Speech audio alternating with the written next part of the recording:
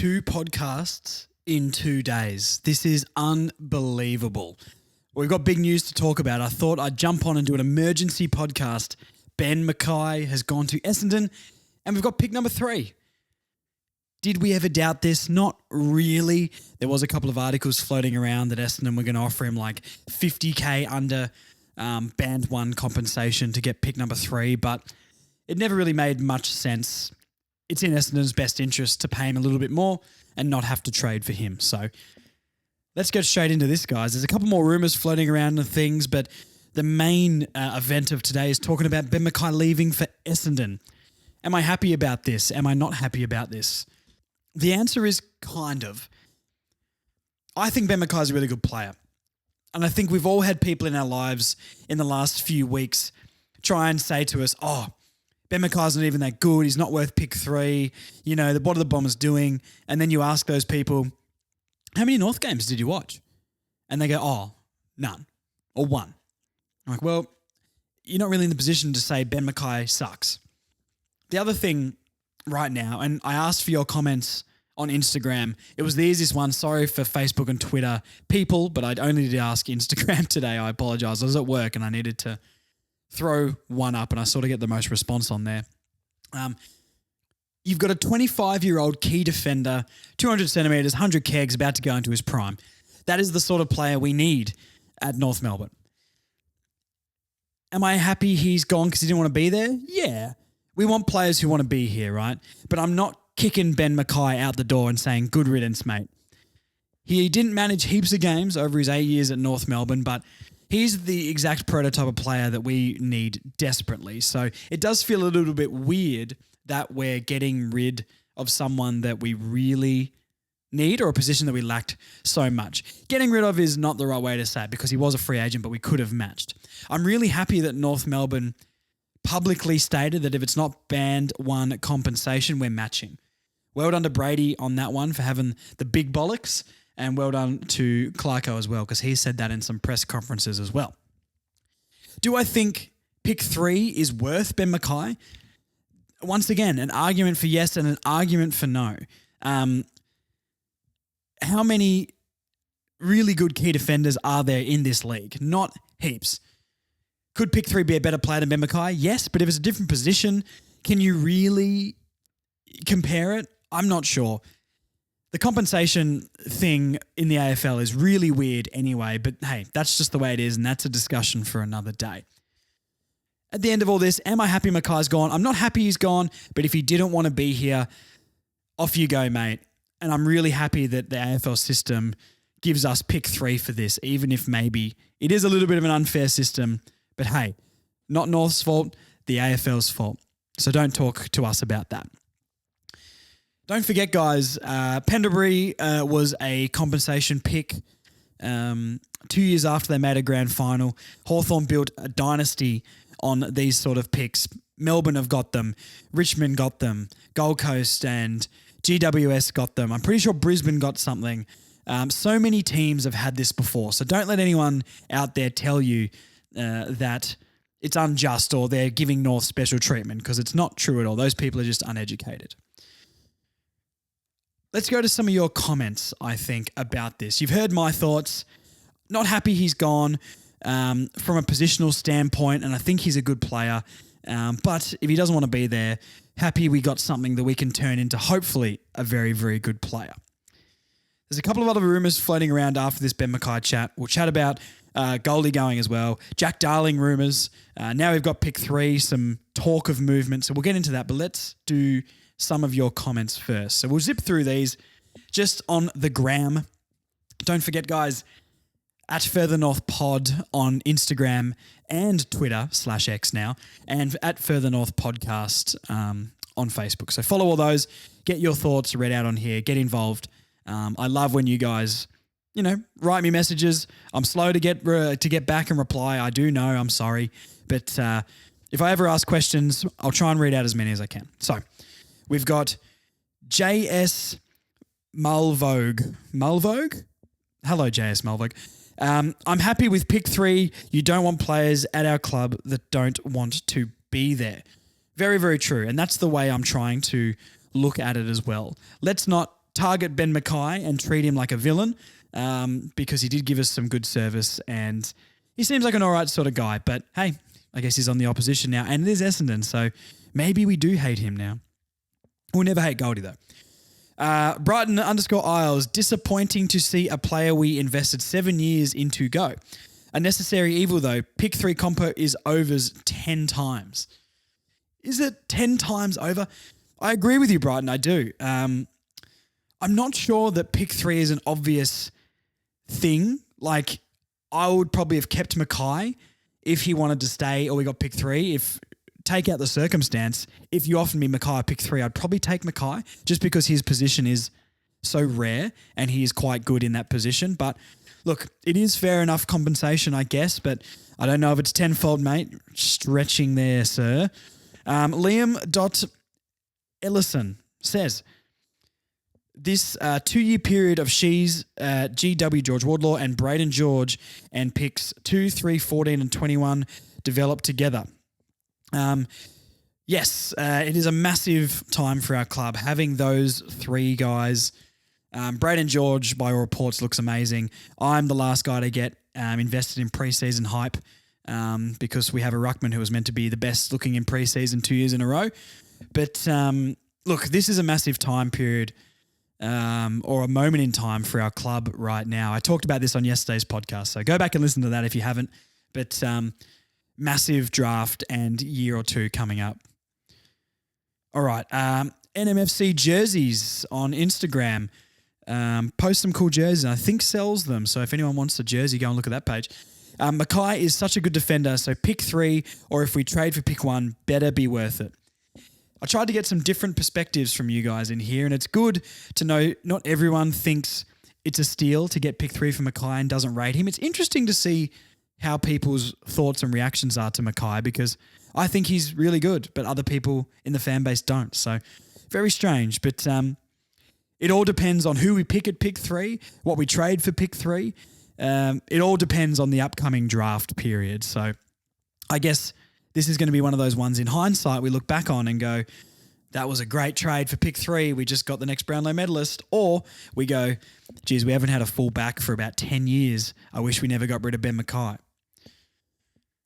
Oh, God, this is an interesting name. Here we go. Bunstry? There's 3s, there's E's though. BUNST3R33 says, I'm trying to think about what that name is in my head. Great name though, love it. He would have left next year, so it's a win getting pick 3. Sucks, but it's the best of a bad situation. And I think that is probably true. I think that's the most level-headed response to this, taking out any sort of emotion. Yeah, I guess, next year he would have definitely left and getting pick 3, it's a good compensation. We can't be upset with that. So, yeah, we have made the best of a bad situation and it's good that the club came out and said, if it's not the right compensation, we're matching. Get those cojones out, Brady. Come on, mate. All right, let's go to another one here. Brock._child says, I believe pick 3 needs to be traded for 2 or multiple later first round picks. I'm assuming you mean 2 picks in the later round or more multiple because we've obviously already got pick 2. Interesting question here. It depends what side of the fence I guess people sit on. I would be keeping the higher picks. I wouldn't be trading for multiple later in the first round. We do have 14 and 19, I think it is, or 21 or something. I think we just need to get the talent in at this point. We can fill out the list later, but we may as well get as many talented players. We can pick up players off delisted or the delisted players. We can still trade to fill it out. There's going to be free agents to sign who won't need to be compensated and things like that. So there's other ways to sort of fill out this list, I think. So I would personally be keeping the higher picks, but hey, each to their own. We've got Jaspel's 1977. It'd be pick 3 for me. He's not committed and wanted out. Bye, Felicia. Did I say that right with the accent? You guys love that. You're welcome. Yeah, that's fair enough. Pick 3 for a not committed player. Doesn't mean he wasn't committed. I think that is harsh. I think he was committed while he was there, but he just wanted the change. So, But you're right. Pick 3 is a good compensation for a player that did not want to be there. Diana _777. He's managed 70 odd games in 8 years. Very true when you look at it that way. I guess early on injury prone, got concussions now and stuff like that. So it's a bit of a risk at Essendon's part, I guess. But yeah, look, there's a lot of upside with McKay as well. But I do agree with that. I guess 70 games in 8 years is nowhere near good enough. So hopefully we can find an amazing key defender in the next few years, because I can't imagine we're getting one anytime soon. Unless we draft Curtin, but Curtin's maybe slightly, he's big enough to be a key defender, but clearly sort of runs off the back line and goes into the midfield a bit. Doesn't mean he'll play like that in the AFL, but hey. T. Thomas 6 says, big loss, but potentially a big gain for the future. What North do from here will be important. Very, very true.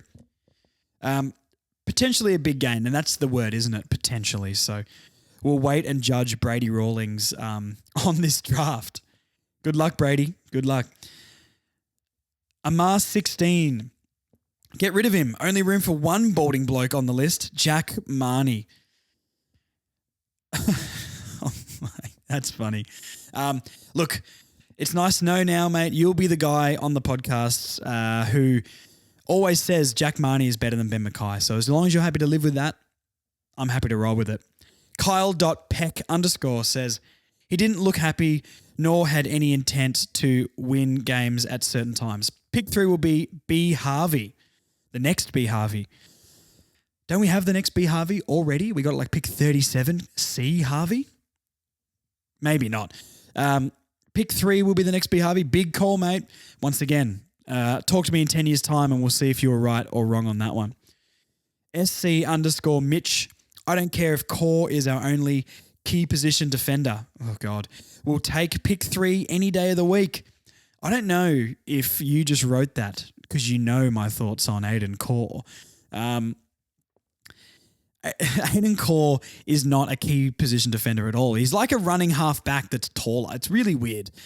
Look, once again, good job, Aiden Core. Good 6 to 8 weeks of footy, but you've hurt me the entire rest of the time you've been at the club. But hey, pick 3. Let's get a key defender in the first round at some point and start playing these guys. Maybe that guy, what was his name? Something Pink we signed yesterday. I can't believe I forgot already. But Mr. Pink might come in from the Sandful and just be a stud. Who knows? Or put Sheens at fullback. He seems pretty good at that. Ben _ Cheney says, happy with pick 3. McKay is a big loss, but he didn't want to be here. This is a great parting gift. Once again, a very level-headed response. I'm happy with pick 3. He didn't want to be there. He is a big loss. And yeah, pick 3 is a nice parting gift. So nice to have some mature, intelligent, adult discussion. Thank you so much, Ben. James and his bruise. Ooh, interesting. Must be drunk. Pick 3 means we try to move to pick 1 and get Harley, I reckon. Comben goes back next year. It depends what we give up for pick 1 and do you take Curtin, which is a better positional fit? Do you take Reed, which is the most talent? I'm not too sure. I'm going to do more research on this before our draft podcasts in a few weeks' time or before the draft. Comben going back next year is an interesting one. Like, say we don't take Curtin or don't get a decent key defender from the draft and don't really sign anybody. I'm going to be absolutely terrified next year going into the season with Core and probably Callum Dawson being our key position players. That absolutely terrifies me. If Charlie Comben goes back, that's actually something I'd be really excited for.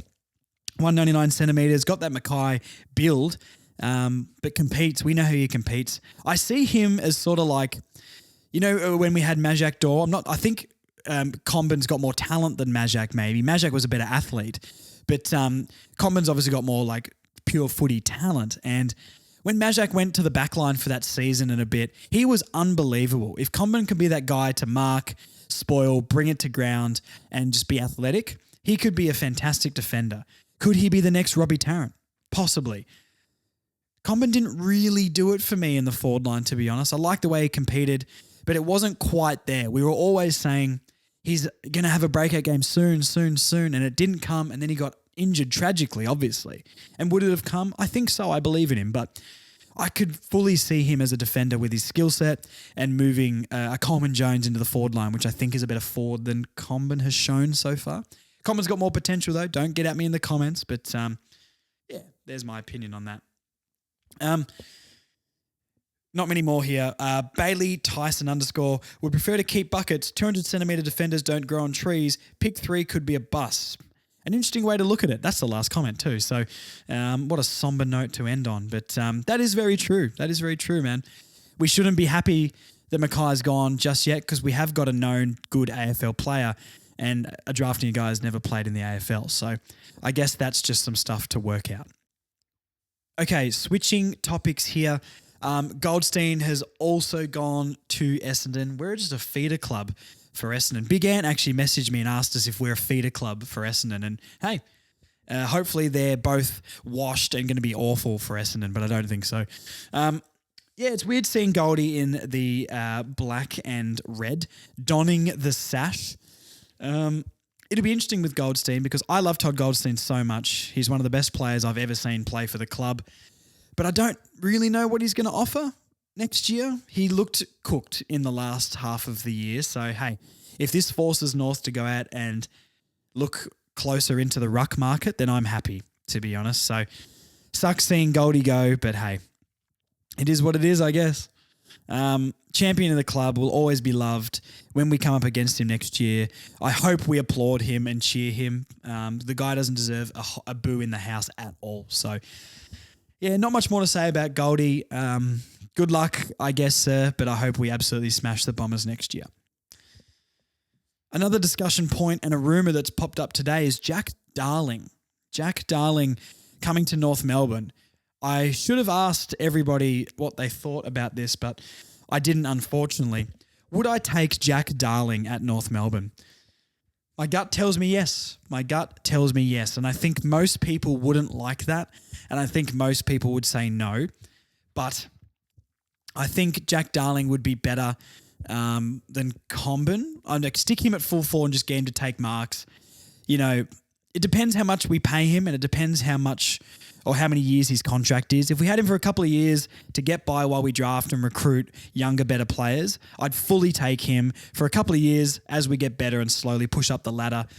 You know, maybe he gets us to pushing for the finals and then we can sign maybe a slightly better player. But yeah, I think I would take him.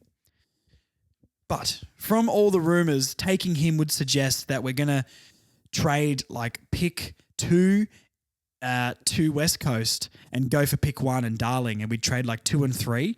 That's the trade that I sort of heard get rumoured, which terrifies me. I would absolutely not do that.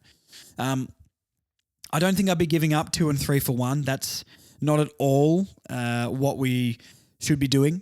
That's too high of a price for pick 1. Harley Reid is possibly generational, but I wouldn't be giving up 2 and 3 for that. So I don't know. I think at the moment I'd be sticking to pick 2 and 3 instead of pick 1 and Jack Darling, as that's the trade that has sort of been thrown out there. But if we could get Jack Darling and not give up those ones, yeah, for a couple of years maybe. I mean, he's 31, 191 centimetres, slightly undersized. Yeah, look, I'm not thrilled about it, but I'd take him. But it'd have to be on a short-term deal, not much money, and not giving up any of our picks or our future because, yeah, he's only got a couple of years left in the tank, I reckon. So, like I said, I'd take him, but it'd have to be for the right price. No picks, no long contracts, no big money. And the only other thing really to talk about today, guys, is should we trade pick 2 and 3 for 1? That's the only other note I've got here, and I guess I just answered that question. No, God no. I don't think we trade up to pick 1. I think we play West Coast at their own game, and we say, you want the best player and the best talent in the country, or do you want to draft a Western Australian guy and we get him at 2? I guess the gauntlet there is, are they going to trade pick 1 to somebody else? But I'm pretty happy with whoever we get at the top of this draft. I'm pretty split between Curtin and Harley Reid. I know Harley Reid's got more potential and he could be generational. We've said that. But Curtin positionally is much better. So I'm not too fussed who we pick up. And I think we play the West Coast Eagles at their own game. And I don't think we give up a lot of these picks for pick one. So that's sort of where I stand on it. Anyway, let's finish it up there. Just a quick emergency Ben McKay podcast here. I'm going to try and do these, hopefully with a bit more organisation, and get a guest on to talk about it and discuss it. But hey, hopefully you guys like the short emergency podcast. Anything that happens, signings, trades, people leaving, I'm going to try and do these just to get some content out to you guys. I will be asking you guys what your thoughts are on all of this sort of stuff. I'll try and get it on Twitter and Facebook next time. So follow the socials.